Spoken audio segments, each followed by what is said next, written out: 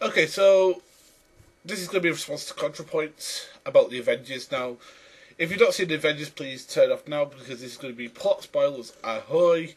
This is going to be me just basically going through what Contra Points said. Boy.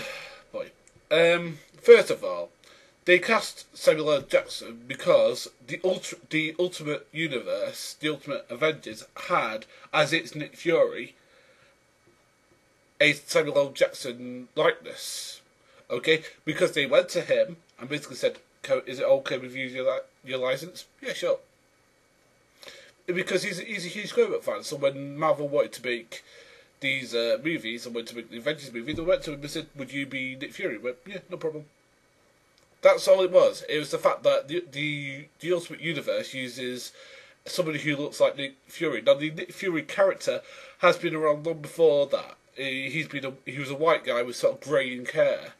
If you look at, for example, his teams up with the Punisher, the fact that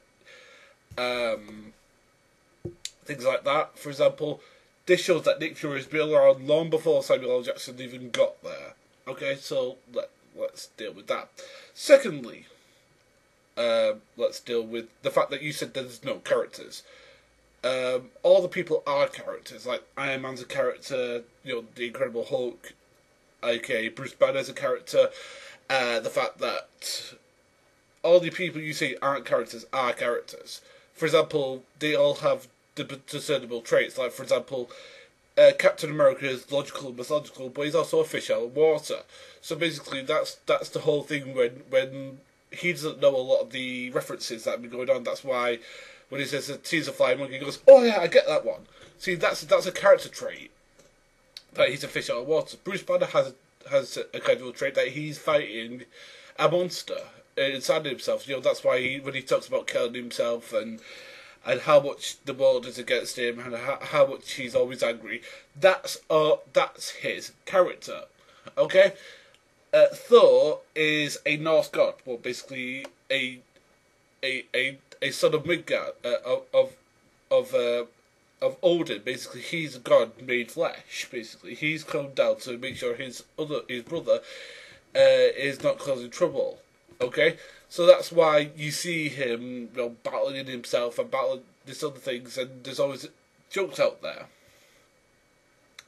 Okay, now your assertion that it's the thick American male. Well, most of the characters are American. Okay, the Black Widow is Russian. Thor is not even from Earth.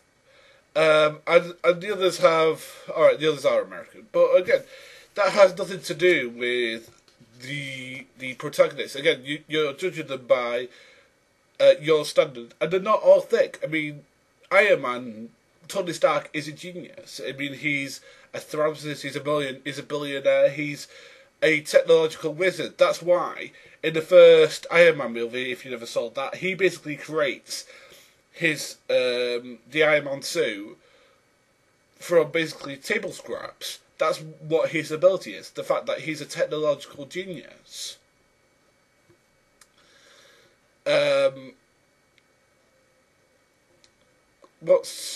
What Captain America is he's a good leader. Yeah, he may be a bit brutish sometimes, but that's his ability. The only one that fits your ability is the Hulk. That's because that's his character. He's supposed to be a massive ball of rage that goes after anything. And that's his character. Now, in the Avengers film, his character's a bit more manageable than he is in some of the comics that are out there, because there's some comics in which the Avengers put him on a ship and basically blast him into space to get rid of it. Okay?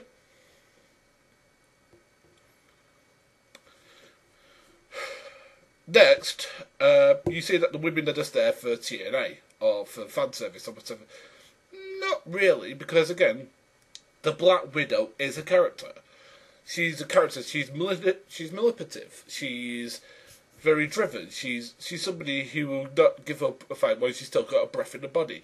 That is her character. She's not just there to be TNA or fan service. Same there with the character with her from How I Met Your Mother plays. She's not there for fan service. Yeah, there might be some guys out there who jack off to her, but hey, you can't have everything. And if you're going to complain what she's wearing, the Black Widow has always worn that.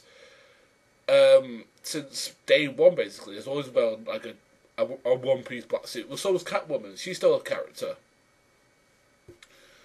Okay, so they're all still characters. Next, you go on about the fact that it's a dream. No, this is a universe. It's a Marvel universe. It's a comic book universe. It has its own rules. It has its own definition of what's supposed to be happening. It's not a dream. It's basically a different sort of reality. A reality where superheroes exist to fight crime, to fight against the foe. Then you pull up about 9/11. 9/11 has nothing to do with this. It's just basically a fun comic book movie. That's what it is. It doesn't have any detail for those. I mean, to be honest with you, I mean, the thing that I would compare this to, the end fight sequence to, is Transformers 3 Dark of the Moon. Because it has the same sort of, the wriggling worms, the things that go through the buildings, the things that, again, it's not about a test about, it's about an army and how the human spirit comes together to battle it. It's basically a World War II parody, and nothing to do with 9/11, if you really want a comparison to make to something in history. Next, you don't talk about the comic book universe at all, because again, this has nothing to do with the real world or how it's about the comic book coming to life. Now, the Avengers is a very successful comic book. I've read it. I'd actually point you to some really great stories of the Avengers. For example, when they take on Thanos, who's going to be the next villain in the next Avengers movie. Is it Thanos or is it Thanos? I don't know. I see Thanos. Or when they take on anybody who's a big threat. Like, for example, when the Avengers take on Doctor Doom, or when the Avengers take on Magneto, or when the Avengers take on anybody. I mean, the Avengers have taken on basically every villain in the Marvel Universe, and basically won. But not while going through adversity. Now, that is what makes a good Avengers movie, is that there's adversity there. There's something for them to overcome. It has nothing to do with the villain being like, English and stuff like that. Again, the villain in this is not English. He's played by an English actor, yes, but he's not English. He's not of this earth. He's a god. He's from another planet. He's actually not even from that planet. He's not even from that dimension. He's from another one. If you've ever said, "Oh, you know what I'm talking about." And you even see that there's another universe in that where Thanos is, in which he's orchestrated everything that's gone on to this point. Okay, so this is what you have to understand, that your point has no validity. That The Avengers is a comic book movie.